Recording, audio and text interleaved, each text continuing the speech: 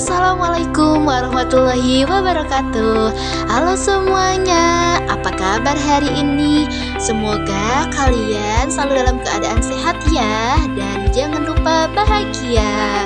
Jangan lupa untuk selalu belajar. Nah, sebelumnya kembali lagi nih bersama saya Aan Krisnawati, mahasiswa dari Universitas Kuningan dengan NIM 2022-011-0062. Di sini saya akan menyampaikan materi terkait teks persuasi. Nah, sebelumnya ada yang sudah tahu atau belum mengenai teks persuasi? Nah, pas banget nih, kali ini saya akan menjelaskan mengenai teks persuasi. Selamat menyaksikan. Teks persuasi adalah jenis paragraf yang bersifat mengajak, menghimbau, dan mempengaruhi dengan mencantumkan fakta, bukti di dalam kalimat ajakan. Teks persuasi juga bertujuan agar pembaca yakin bahwa ide, gagasan, atau pendapat tersebut adalah benar dan terbukti, dan juga melaksanakan apa yang mengajakkan dari ide tersebut. Ajakan dalam teks persuasi adalah kata-kata atau perbuatan untuk mengajak, mengundang. Ajakan pula berarti anjuran, imbauan, dan sebagainya, atau dalam artian untuk melakukan sesuatu. Di samping itu juga, tidak sedikit pula teks persuasi yang menyampaikan ajakannya secara tersirat. Jadi, dapat disimpulkan bahwa teks persuasi merupakan sebuah teks yang bertujuan untuk memengaruhi pembaca agar mau mempercayai dan melakukan hal yang ditulis dalam teks tersebut. Ciri-ciri teks persuasi diantaranya, yang pertama, berisi argumen. Hal tersebut tidak lain tujuannya yaitu untuk meyakinkan orang lain bahwa apa yang diucapkan dan ditegaskannya itu benar. Kemudian, ciri-ciri yang kedua adalah berisi kalimat ajak. Sesuai dengan tujuannya bahwa teks persuasi bertujuan untuk mengajak dan memengaruhi pembaca agar mau melakukan apa yang mereka baca. Oleh karena itu, sudah pasti terdapat kalimat ajak seperti marilah kita budayakan membaca, ayolah kita jaga kebersihan, dan lain sebagainya. Selanjutnya, ada ciri-ciri yang ketiga yaitu berusaha meyakinkan pembaca, dan yang keempat yaitu ciri-cirinya untuk menghindari konflik. Selanjutnya, ada cara menyimpulkan teks persuasi. Di antaranya, langkah pertama yaitu membaca keseluruhan isi teks. Sudah pasti dong, kalau kalian mau menyimpulkan sebuah bacaan, haruslah dibaca secara keseluruhan agar informasi tidak ada yang kelewat. Kemudian, langkah yang kedua yaitu mencatat bagian-bagian penting dari isi teks tersebut.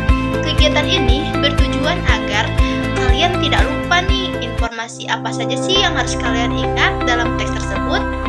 Nah, selanjutnya ada langkah yang ketiga yaitu memahami hubungan logis antar bagian penting dalam teks tersebut.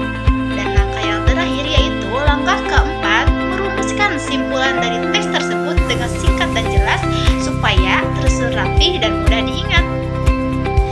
Struktur teks persuasi diantaranya 1. Pengenalan isu, yaitu berupa pengantar atau penyampaian tentang masalah yang menjadi dasar tulisan atau pembicaraannya itu. Nah, yang kedua ada rangkaian argumen, yaitu berupa sejumlah pendapat penulis atau pembicara terkait dengan isu yang dikemukakan pada bagian sebelumnya. Pada bagian ini dikemukakan pula sejumlah fakta yang memperkuat argumen-argumennya itu. Yang ketiga, ada pernyataan ajakan, yakni sebagai inti dari teks persuasi yang di dalamnya dinyatakan dorongan kepada pembaca atau pendengarnya untuk melakukan sesuatu. Pernyataan itu mungkin disampaikan secara tersurat ataupun tersirat. Adapun kehadiran argumen berfungsi untuk mengarahkan dan memperkuat ajakan-ajakan tersebut.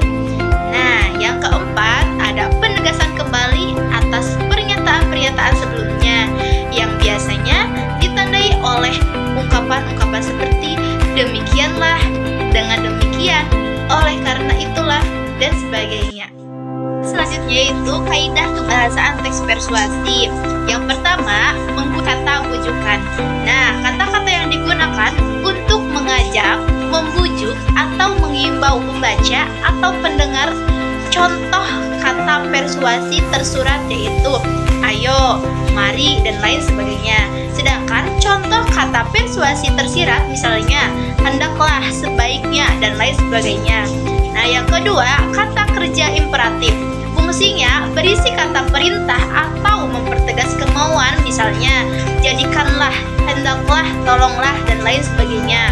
Yang ketiga, ada kata-kata teknis atau peristilahan, gabungan kata khas yang bersinggungan dengan bidang tertentu, misalnya nih konsumsi, asupan, dan porsi yang berkaitan dengan sarapan.